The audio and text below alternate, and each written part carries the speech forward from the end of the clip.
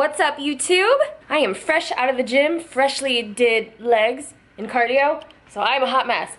Be glad that you cannot smell me right now. Let's get some light in here. Yes, light. Okay, so it's Monday. It's been a good day. It is now 6 o'clock and I've yet to pick up my camera, but that's because Mondays are very busy for me. I'm always doing stuff while I'm vlogging. I'm sorry, I'm a busy lady. I'm gonna have to vlog and get my dinner ready at the same time. So Mondays are busy for me, extremely busy, probably my busiest day of the week because that's when my clients, probably about 90% of my clients check in with me. So my work usually starts, I usually sit down at my desk at like 6 in the morning, 6:30 maybe. And I usually stay at my desk until about 4 o'clock in the afternoon, just doing check-ins all day, all day. And then I usually go to the gym at about 4 o'clock, do my workout, which is why it is now 6 o'clock and I'm still a sweaty mess. I just got home. And I'm probably gonna do more check-ins for like another hour or so tonight. So Mondays are very busy, but I love Mondays. I love Mondays. Monday is like the beginning of a new week. It's like fresh motivation to like have an awesome week.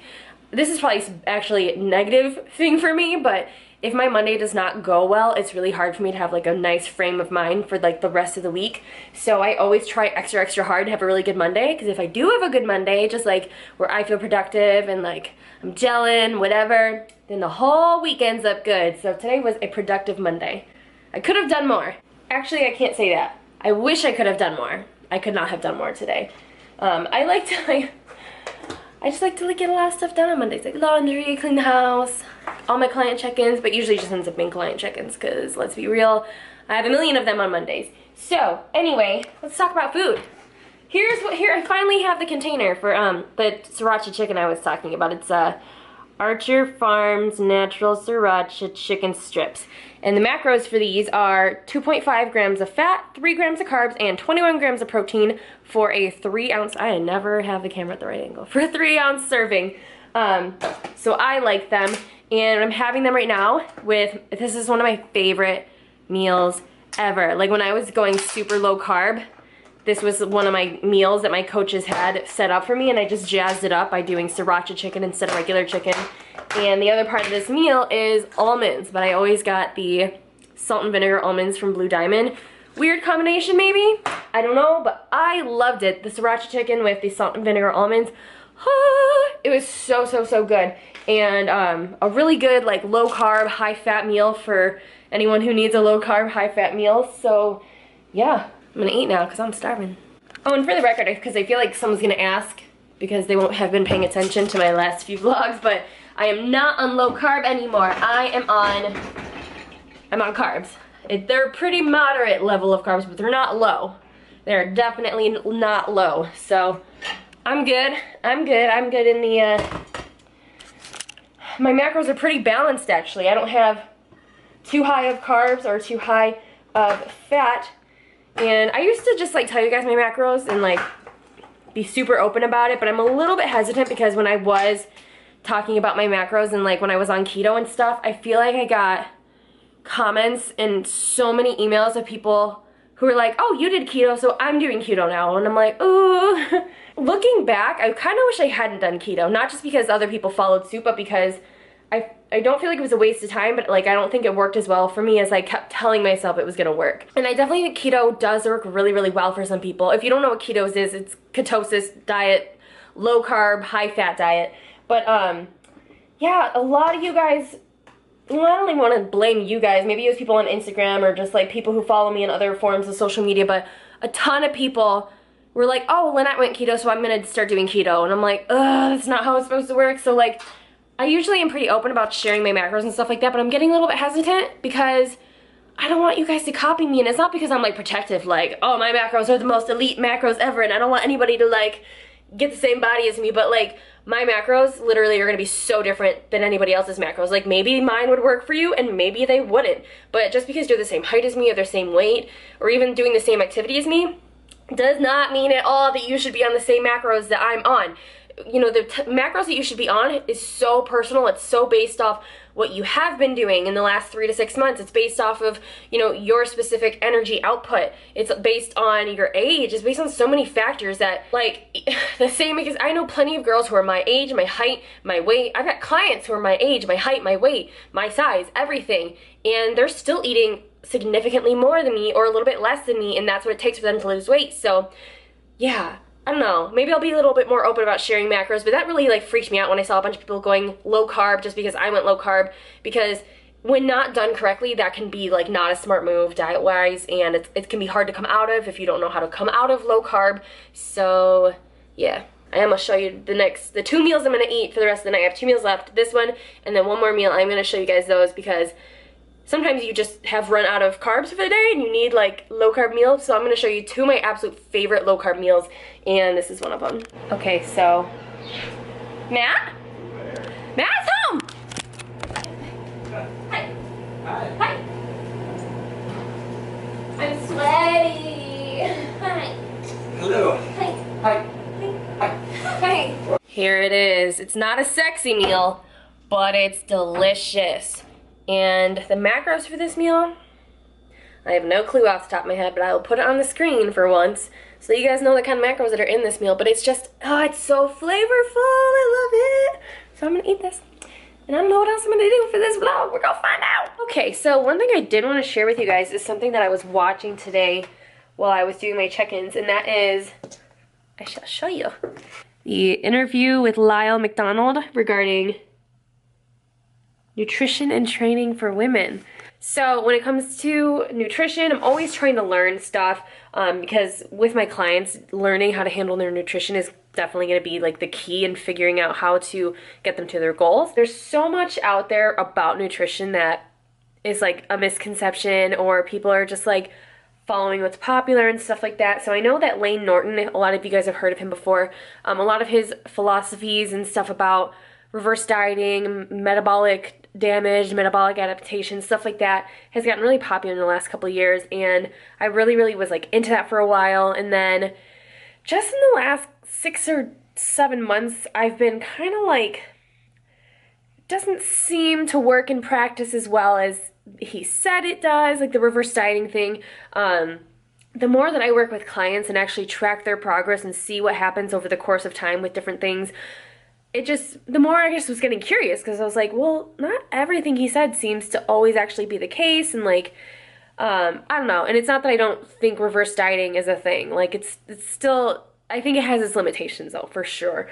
And Lyle MacDonald is somebody who has a little bit of a different philosophy than Layne Norton, and so I've just been like listening to some of his stuff and just trying to get informed basically. But one thing he was talking about today was nutrition and training for women, obviously, but talking about the struggles of dieting for women and why it's so difficult for some women to lose weight, actually most women to lose weight, and it's basically because our bodies adapt to lowered calories really quickly. When we like start out dieting, you know, we're normally eating 2,000 calories a day, and so we start dieting and we're like, okay, we're gonna go to 1,700.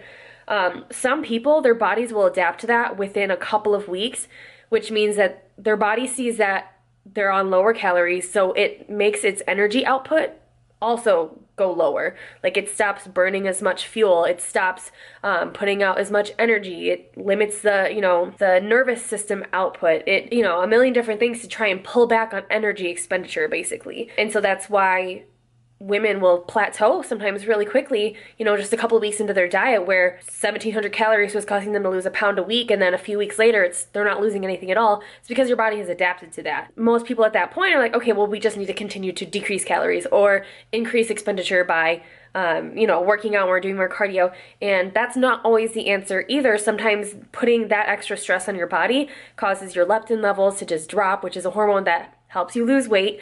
Sometimes your metabolism just in general just starts to slow down because again, it's adapting to the low calories, and sometimes your body will just resist lowered calories.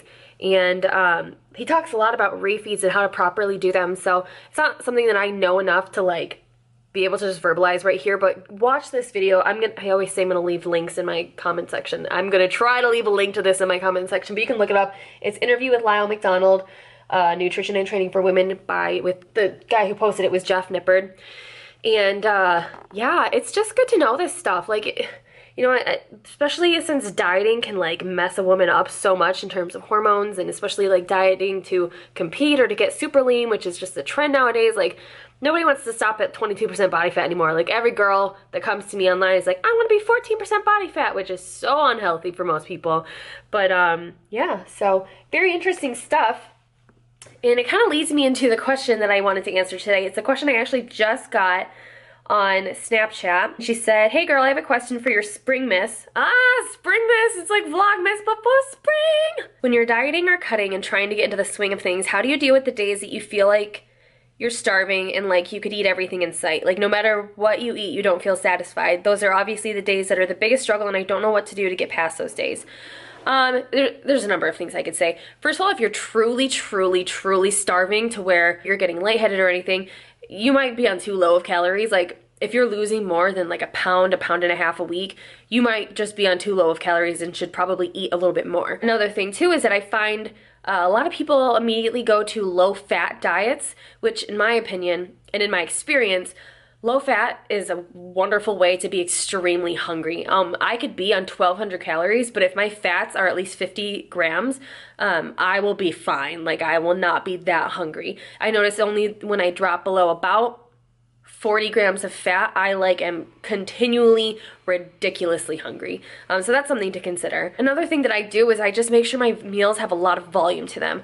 Salads, a lot of green veggies, you know, like you can either have like a Pop-Tart for 40 grams of carbs or whatever ridiculous amount they are, or you can have literally an entire mixing bowl of broccoli for 40 grams of carbs. You know what I mean? So like, be wise about the foods that you're eating. If everything you're eating is super nutrient dense, like, you know, peanut butter or cookies or stuff like that that's small and doesn't take up a lot of room in your stomach, that's not going to be helpful for you either. You want stuff that's going to take a while to digest, stuff with fiber in it, stuff that is very voluminous, like salads and vegetables and things like that. Lean protein sources. So that's another thing that I recommend. And sometimes though, you're doing all the things that I mentioned and your calories are just low and you're just gonna be hungry.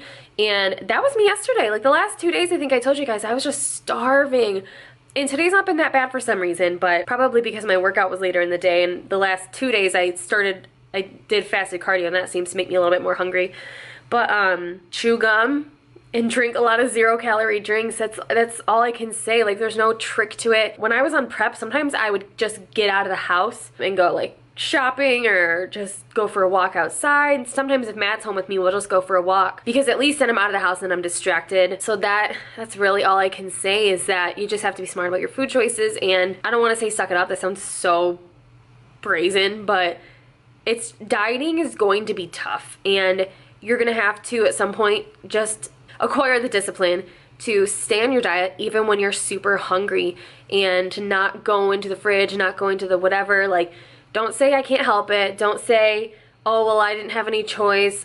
That's like my least favorite things to hear from a client, honestly, when they say I couldn't help it. You can always help it. No one force-fed you. If you crash your diet, it's because you chose to, because you decided you'd rather crash your diet than be uncomfortable with hunger. And that's basically it. I know that's like a very harsh answer, but that's just kind of the truth. There's my very non-fluffy answer to answer that. I love you, girl. The girl who asked this. I ain't trying to play you or anything. I love you. I hope that helped. All right, you guys. It's time for my last meal. Sorry, the sleepies hit me nice and hard just now. This tends to happen on leg day and back day, where like about an hour and a half after the workout, I'm just like shutting down. It's not even 8:30. I have a feeling today is gonna be a go to bed at 10 o'clock day. I just know it. So, my last meal of the day is going to be an extremely low carb waffle. One that does not taste like crap, I promise you. So you know, like, everyone in the world makes protein waffles with like protein powder and egg whites, or they'll make like mug cakes. I have always hated that stuff because it always tastes so bad, right? Like, it's like spongy and it tastes like protein and it's gross. But what I'm about to show you, there we go. What I'm about to show you is not gonna be gross. It actually is so good. And it only has Basically 3 ingredients plus water. I'm gonna show you what they are. 1 scoop of this Snickerdoodle protein powder. I've heard that if you make it, this is by PE Science, by the way. I've heard that if you make this recipe without a PE Science protein powder, that it doesn't work out as well. Probably because this is like a casein whey mix. It's not just whey protein, it has a little bit of casein in it. And I know casein's really good for baking with, so that's probably why these turn out so well. But yes, this is the Snickerdoodle flavor, which is amazing. This is the first protein powder that I feel like I can actually recommend to people with my whole heart because it's so tasty. So it's just 1 scoop of that, 1 egg. This is a large egg. I don't know if you're supposed to, what size you're actually supposed to use, but I use a large. And baking powder. I am not the originator of this recipe. The first time I heard about it was from Elle, like LB Fit Body on Instagram. And I think she got it from Amanda Bucci. I don't know for sure, but I just tried it probably about 3 or 4 weeks ago, and I've had it every day since.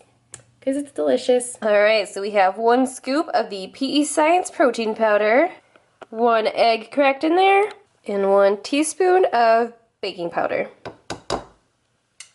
Now, I don't use a ton of water, just kind of like a splash, and then I mix it up. Looks gross. It's all mixed up. It kind of came to like this consistency, a little bit thicker, which will give you a, kind of like a denser waffle. But these waffles are not spongy at all, so it doesn't even... Like, that would have been fine. Like, it won't be extra spongy just because it's dense. But I do like them a little bit, the batter a little bit thinner. So I'm going to add just a splash more water. There we go. It's a little bit more like what I like. I have my super dirty waffle iron here because I'm disgusting and I don't clean it that much. And we're going to spray some butter spray on there so the waffles don't stick. Whee! And here we go. Am I, like, so bad at being a... Instagrammer who films their food because I feel like this is so not fancy compared to what everybody else does in life. So yeah, I do not fill it all the way because it spreads, and whenever I close it, if I did fill it all the way, it would like bubble over to the extreme. I don't know if that's the baking powder or what, but so there you go. Bye. And flip. And that light's gonna go off, right? Yes. And when it comes back on, our waffle is ready. So this for me makes 2 waffles. That makes 2 waffles. Okay, so you might be wondering, like, okay, so what's the big deal about these protein waffles? Like 1,000 protein waffle recipes exist. The amazing about these is that they are 1 gram of carb. 1 gram of carb by themselves. Because baking powder doesn't really have macros. The protein powder has like 1 gram of carb and the egg has no carbs. So yeah, this whole recipe is like 6 grams of fat, 25 protein, and 1 carb. For all, look at the, there's 2 layers of waffles. Look at that. Am I even catching it? I don't know. I don't have waffles! So, yes, and obviously you can top these with anything. I've been seeing people get crazy and top them with like sprinkles and frosting and whipped cream and ice cream and cookies. I'm gonna keep it simple. I'm gonna keep everything 0 calorie today. And I have my Walden Farms pancake syrup, which, by the way, tastes a lot better heated up, so heat that up. And also just some butter spray. So yeah, that's my last meal of the day. Look at that, and it's so good, you guys. Just take my word for it. Like, please know that I would never steer you anywhere wrong, and that I like my food to be delicious. I hate when my food tastes like diet food. So if I like this, then it's actually really good. Like, the texture is amazing, the taste is amazing because it's Snickerdoodle, and the macros are unreal. Like, this always fills me up, so you guys should make it. And tell me what you think. Also, my arm hurts really, really bad right now, so I'm gonna end this vlog because the shoulder is failing us today. And yeah, I hope that you guys enjoyed this vlog. Hope you're enjoying Vlog Springmas? Is that what some of you guys started calling it? I don't know. I love you guys, and I love doing this. Yeah, I'm having a lot of fun with it. And so, yeah, bye! This looks like I have a mustache.